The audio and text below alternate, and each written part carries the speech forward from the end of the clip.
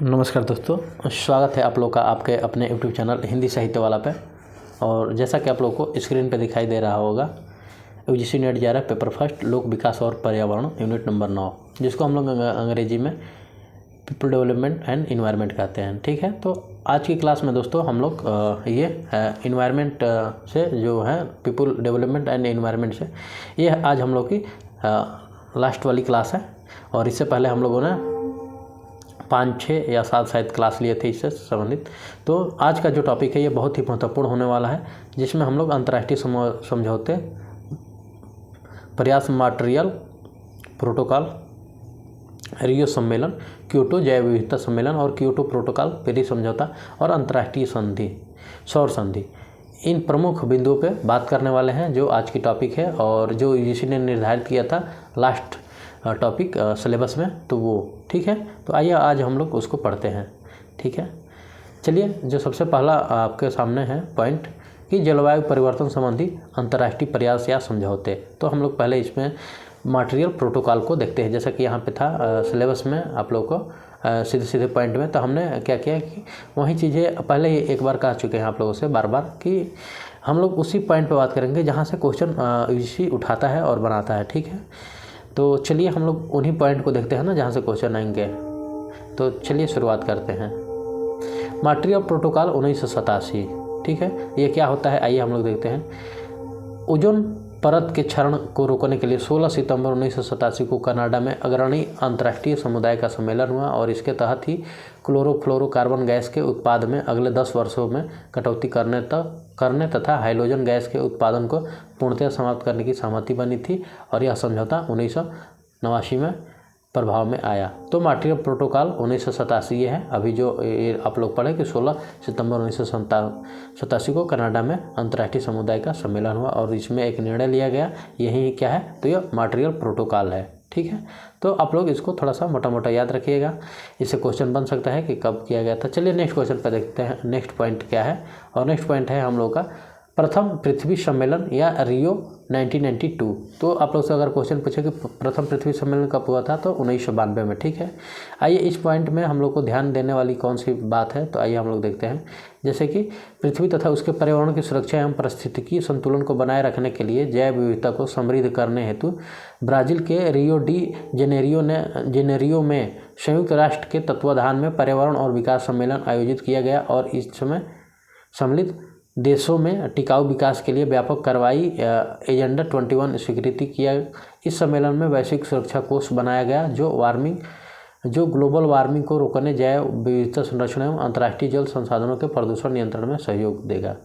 ठीक है, तो क्यों प्रथम पृथ्वी सम्मेलन हुआ था और इसके बारे में क्या है, ये मोटा मोटा आप लोगों के सामने 2 लाइन है। इसका हम PDF आप लोग को टेलीग्राम लिंक डिस्क्रिप्शन बॉक्स में दे देंगे और आप लोग वहाँ से PDF डाल देंगे, आप लोग वहाँ से डाउनलोड कर लीजिएगा। ठीक है, और आप लोग हमेशा के लिए जुड़ जाइएगा टेलीग्राम चैनल से, क्योंकि जो भी आप लोग की क्लासेज होगी वो PDF में आप लोग को वहाँ पर प्रोवाइड कर दी जाएगी। ठीक है, तो चलिए हम लोग आगे बढ़ते हैं, नेक्स्ट पॉइंट देखते हैं। और ये दोस्तों हम तो एक तरफ से कहेंगे कि ये जो आज की क्लास है ये आप लोग को एक बार PDF डाउनलोड करके पढ़ लेनी चाहिए मोटा मोटा, क्योंकि ये समझने की चीज़ है। ठीक है, जो जहाँ बताने की चीज़ थी हम बताए बिल्कुल। अब जो आपकी ये जलवायु संबंधी प्रयास या समझौते हैं तो उस पर एक बार अगर पढ़ लीजिए मोटा मोटा। जैसे जैव विविधता अभी समय कब हुआ, तो 1992 में, एक याद कर लीजिए।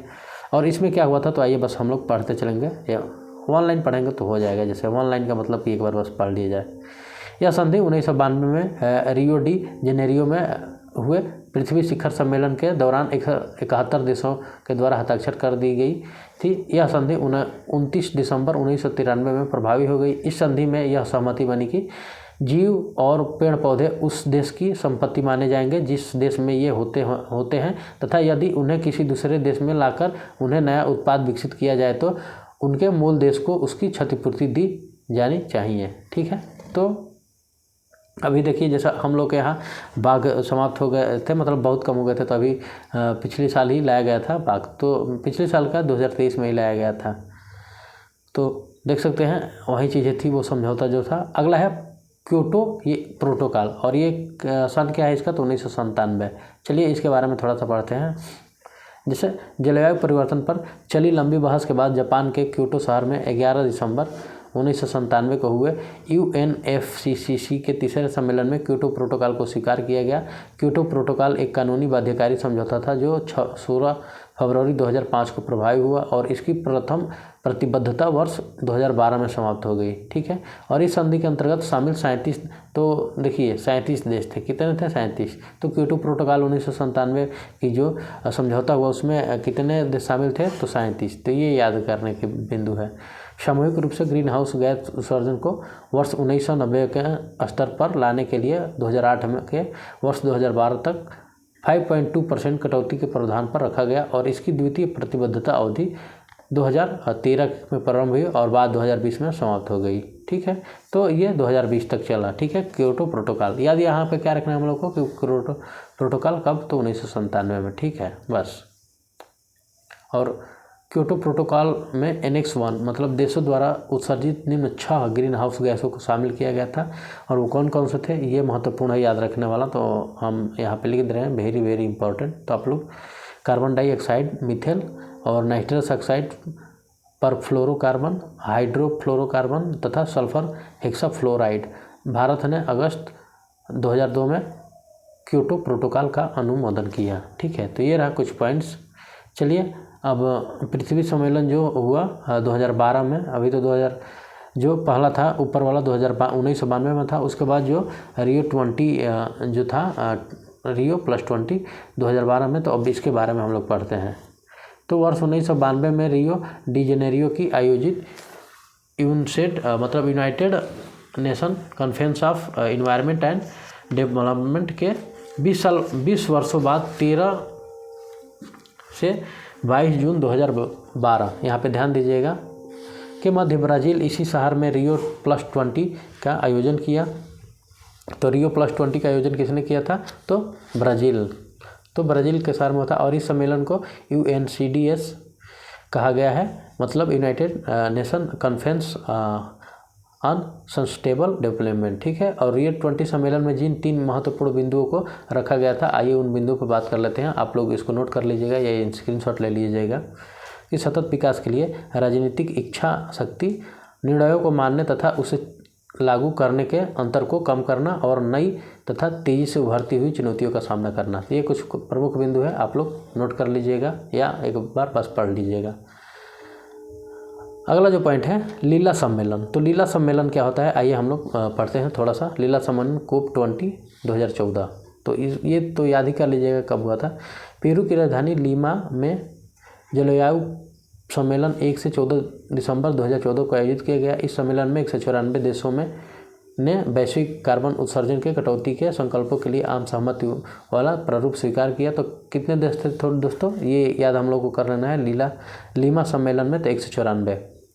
आगे है कि इसमें वर्ष 2015 में पेरिस में प्रस्तावित जलवायु सम्मेलन में कार्बन उत्सर्जन में कटौती किए जाने वाले बाध्यकारी समझौते की राह प्रशस्त हो गई। इस समझौते को जलवायु कार्यवाही का लीमा आह्वान नाम दिया गया। समझौते में भारत एवं विकासशील देशों के आह्वान पर विभेदीकृत जलवायु कार्यवाही उपायों के लिए अदायगी करने की उनकी क्षमता आधारों पर देशों को श्रेणीबद्ध करने के लिए अलग से पैराग्राफ जोड़ा गया है। ठीक है, तो ये रहा दोस्तों। इसमें जो महत्वपूर्ण है आप लोग बस इसका सन याद कर लीजिएगा कि कब ये हुआ और COP20। ठीक है, चलिए नेक्स्ट हम लोग बढ़ते हैं और अगला पॉइंट पर बढ़ते हैं। अगला है पेरिस सम्मेलन, और आप ये कई बार नाम सुने होंगे पेरिस सम्मेलन COP21 और 2015। तो आइए इसके बारे में जानते हैं ये क्या है। फ्रांस की राजधानी पेरिस में संयुक्त राष्ट्र के तत्वाधान में United Nations framework convention of climate change के 21 मतलब COP21 दौर के वार्ता का आयोजन 30 नवंबर कब हुआ था? 30 नवंबर से 11 दिसंबर 2015 तक। इसके अंतर्गत धरती के बढ़ते तापमान तथा कार्बन उत्सर्जन पर अंकुश लगाने वाले इस समझौते को 196 देशों ने स्वीकार किया। ठीक है, तो कितने देश थे? तो 196।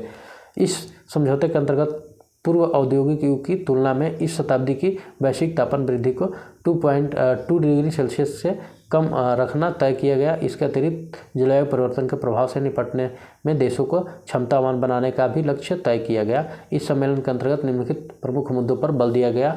ठीक है, तो वो कौन कौन से मुद्दे थे, आइए इस पर हम लोग बात कर लेते हैं थोड़ा सा। पहला उसमें से ये मुद्दा था कि तापमान वृद्धि पर दर को अंकुश रखने के लक्ष्य प्राप्त लक्ष्य की प्राप्ति हेतु कार्बन उत्सर्जन में तीव्र कमी, पारदर्शी प्रणाली एवं सर्वेक्षण जलवायु कार्रवाई लेखांकन। अगला था अनुकूलन जलवायु परिवर्तन के प्रभाव से निपटने हेतु क्षमता विस्तार। नेक्स्ट था नुकसान क्षमता जलवायु परिवर्तन के दुष्प्रभाव से उबरने हेतु क्षमता निर्माण सहयोग, स्वच्छता हेतु वित्तीय सहयोग। तो ये रहा दोस्तों कुछ पॉइंट्स उसके संदर्भ में। अब हम लोग अगला जो नेक्स्ट बात करेंगे 8 नंबर पे, वो है अंतर्राष्ट्रीय सौर ऊर्जा सहयोग मंच 2015। तो पेरिस सम्मेलन में भारतीय प्रधानमंत्री नरेंद्र मोदी जी, जो अभी वर्तमान अपने भारत के प्रधानमंत्री है, तो द्वारा अंतर्राष्ट्रीय सौर ऊर्जा सहयोग मंच की घोषणा की गई तथा सौर सहयोग हेतु सौर प्रौद्योगिकी एवं अनुप्रयोग हेतु अंतर्राष्ट्रीय एजेंसी की शुरुआत की गई। ठीक है। और जिसको दोस्तों हम लोग IASTA और इसका फुल फॉर्म है international agency for solar technology and application. ठीक है, जिसको शॉर्ट में IASTA का कहा जाता है। और इसका मुख्यालय कहाँ है? भारत के गुरुग्राम में। यह सौर ऊर्जा के लिए अनुकूल 121 देशों का संगठन है। इसकी शुरुआत कब हुई? तो 30 नवंबर 2015 को भारत एवं फ्रांस में मिलकर की। और $400 मिलियन के लक्ष्य वाली इस संस्था में भारतीय हिस्सेदारी $30 मिलियन की होगी। वर्ष 2022 तक 175 गीगावाट नवीकरण ऊर्जा के भारतीय लक्ष्य के आलोक में यह एजेंसी भारत हेतु महत्वपूर्ण है। ठीक है। चलिए अब जो नेक्स्ट था सम्मेलन मराकेश जी, यही नाम था मराकेश। तो आइए ये कब हुआ? तो 2016 में। तो आइए इसके बारे में थोड़ा सा पढ़ लेते हैं कि मोरक्को के शहर मराकेश में संयुक्त राष्ट्र के तत्वाधान में United Nations frame convention on climate change में 22वें COP 22 दौर की वार्ता का आयोजन 7 से 18 नवंबर 2016 के मध्य आयोजित किया गया। और इसमें करीब 200 देशों के प्रतिनिधियों ने भाग लिया। और इस सम्मेलन का कुछ महत्वपूर्ण बिंदु है। तो जो महत्वपूर्ण बिंदु है यही महत्वपूर्ण भी है दोस्तों इस टॉपिक में, मराकेश सम्मेलन में। तो आइए हम लोग इसी को देखते हैं। क्या क्या था कि यह COP 2020 के साथ साथ क्योटो प्रोटोकॉल के पक्षकारों के सम्मेलन का 12वां सत्र था। और इसके अंतर्गत 2020 से पेरिस जलवायु समझौते को हर हाल में लागू करने का आह्वान किया गया। और जो नेक्स्ट है, यहाँ पेरिस जलवायु समझौते के अनुमोदनकर्ता लगभग 100 पक्षकारों का प्रथम सत्र अलग से संपन्न हुआ। और इस सम्मेलन के दौरान पृथ्वी के तापमान में वृद्धि को रोकने के लिए उच्च राजनीतिक प्रतिबद्धता के साथ साथ सभी पक्षों में कार्य करने की सहमति जताई। ठीक है। तो ये कुछ पॉइंट्स रहा। अगला है कि वान याद सम्मेलन, वान कह सकते हैं, वान होता है ये वान सम्मेलन, और ये 2017 में हुआ था। तो आइए जलवायु के संबंध में हुआ था, तो इसको भी देख लेते हैं। जर्मनी के शहर वान में United Nations framework convention on climate change के 23वें COP 23 वार्ता के आयोजन 6 से कितना हुआ था? 17 नवंबर 2017 के मध्य में किया गया था। और इस सम्मेलन से संबंधित कुछ महत्वपूर्ण बिंदु है। तो जो भी हम बात कर रहे हैं अगर आप लोग से कि इस सम्मेलन से ये महत्वपूर्ण बिंदु है, तो उन महत्वपूर्ण बिंदुओं को आप लोग एक बार पढ़िएगा जरूर हमारे साथ। तो पढ़वे कीजिए। और उसके बाद जब PDF हम डाल देंगे तो उसको एक बार डाउनलोड करके जरूर पढ़िएगा आप लोग, क्योंकि ये प्रमुख बिंदु देकर ही पूछेगा कि कौन सा निम्न से प्रमुख बिंदु इस सम्मेलन में नहीं था या था। यह COP 23 के साथ साथ क्योटो प्रोटोकॉल और पेरिस समझौते के पक्षकारों का सम्मेलन का क्रमशः CMP का 13वां और CMP2 दूसरा था।